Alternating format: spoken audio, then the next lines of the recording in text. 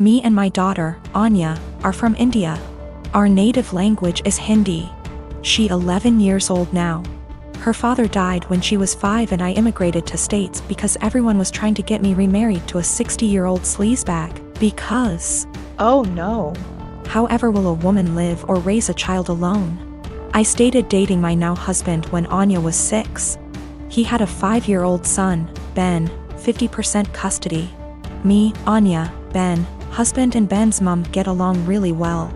The kids were very well adjusted and they were genuinely happy when we got married.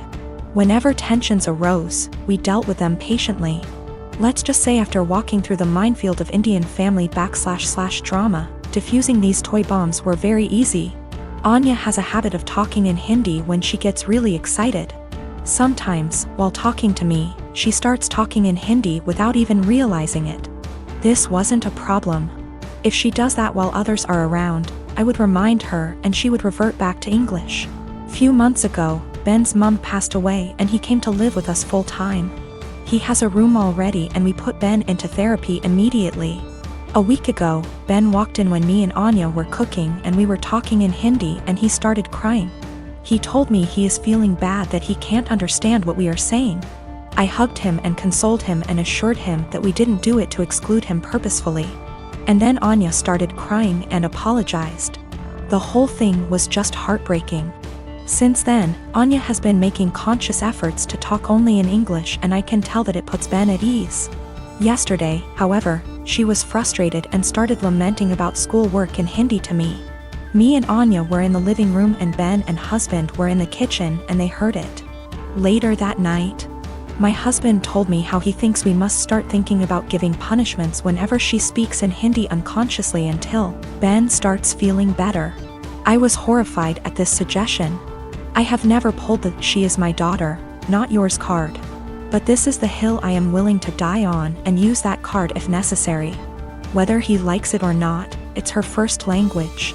Expecting her to always converse in her second language, even when she is feeling some extreme emotions, is just cruel.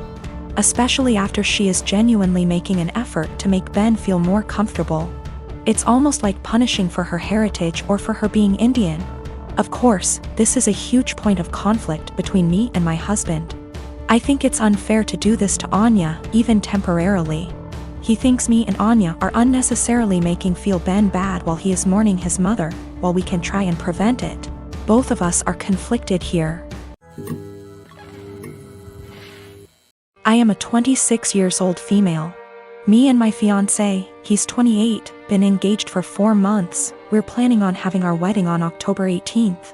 My future mother-in-law kept annoying me and sending me suggestions for choosing the right wedding dress. And said that she knew better and tried to get me to approve of wedding dresses that she chose. And when she couldn't enforce her decision, she demanded that I take her with me to buy my wedding dress so she could have an opinion. Before I went shopping, I called her to ask if she wanted to come but started making excuses about how busy she was with my sister-in-law. I went shopping with my mom and I was able to find a really nice dress, although it cost me a little over what I saved up for. But it was worth it. I made some changes to it and it was perfect. It arrived to my apartment at the end of the week. I made sure it was stored in a safe place so it doesn't get ruined. Yesterday, I got back from my mom's house and found that my fiancé wasn't home, neither was the dress. I called him immediately, knowing that he must have taken it to show it to his mom since she continuously asked to see it and refused to have me send her pictures of it on Facebook. I was so mad when it was confirmed that my fiancé took it to show it to his mom. He said he was gonna be home in 30 minutes. After he went to the supermarket, I waited for longer than I had to, and then when he arrived I ran to get my dress. That was buried underneath grocery bags. I took it to check on it and its zipper was broken and the dress itself, fabric, was stretched out. I was like, what the happened to it? My mother-in-law must have tried it on, because it looked ruined. The straps were almost loose. I had to call my mother-in-law when my fiancé told me his mom and sister took turns to try it on. I was absolutely livid. She told me she did nothing wrong and that I was making a big deal out of it. She said she'd get a replacement for the broken zipper. But I told her to pay for a new dress since it was stretched out and no longer fitting. She refused and said that I probably wasn't happy with my dress choice and wanted her to pay so I could get a new one.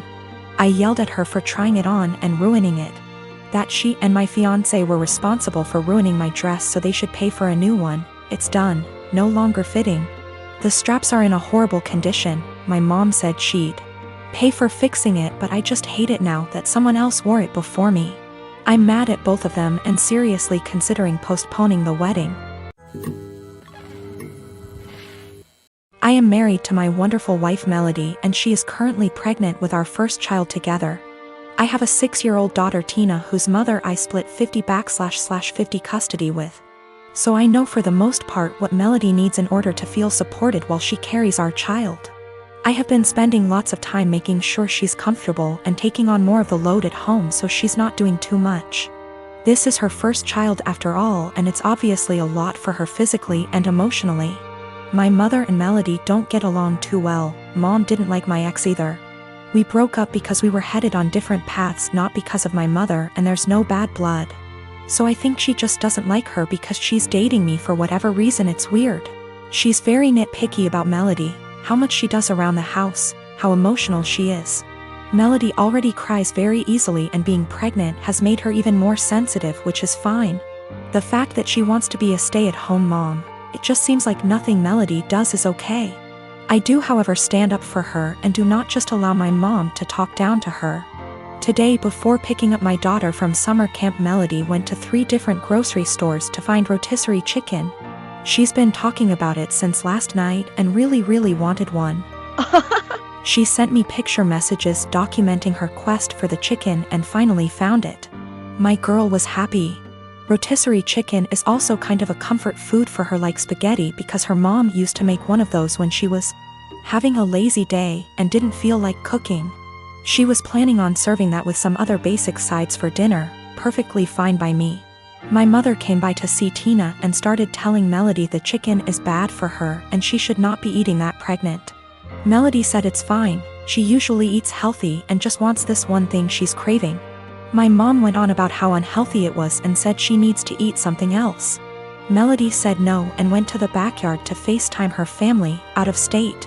When she came back, my mom had thrown out the food and ordered takeout, a salad for Melody and pizza for everyone else. Melody asked where the chicken was and my mother told her she needs to start being a responsible mother and eat correctly for the baby. Melody screamed, "What the is wrong with you? Why are you always such a..." to me? She then started crying and called me home. I came back and asked my mother to leave after hearing her story and said she is not to come back until she apologizes for how she treated Melody. My mom went on about how I'm choosing another woman over her, but I just think enough is enough and Melody reached her limit. She apologized to me for blowing up when Tina was in the house, but I told her it's okay, things happen, Tina is okay. And I went to find her another chicken before the store closed. My dad thinks I'm right for taking Melody's side, but my brother thinks I should always defend mom. I do plan on having a sit down with both my parents and my brother with my mom. I'll talk to my dad first, then have a family meeting.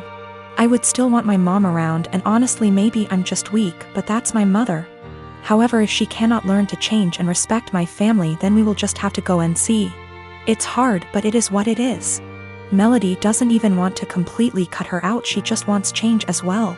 But I will protect Melody at all costs, and if that means cutting off my mom, then so be it. My ex and I did not break up because of my mother. We had different ideas of where our lives were going. Tina was not planned and we were already heading towards going our separate ways before she got pregnant. We tried to make it work for Tina, but that's not what relationships are about, so we split and it's working great. My ex and Melody get along great, Tina is happy, and we work through things as one big blended family. My ex and Melody have talked about my mother with each other before, and that was when I realized I needed to see a therapist to work through my childhood with a mom like mine. It's a process. I'm working through it the best I can. Melody's pregnancy is going smoothly for the most part. Just exhausting and emotional, as she put it. Also, we're having a girl. We had our gender reveal. I did find her another chicken yesterday night after this whole fiasco. I am 18 years old male, I'm a high school senior and proposal season is currently in full swing. I was in my AP Chem class when suddenly an entourage of people entered my classroom with a disabled girl. She has cerebral palsy, that I know. I first saw the posters and the bouquet of flowers she was holding and thought, Aww. that's sweet of her. Then they revealed the posters and I read my name and was completely taken aback. I literally almost had a anxiety attack. I didn't know what to say at all and the entire class was cheering and people even started filming. I was straight up frozen for a minute and I could feel myself burning up with embarrassment.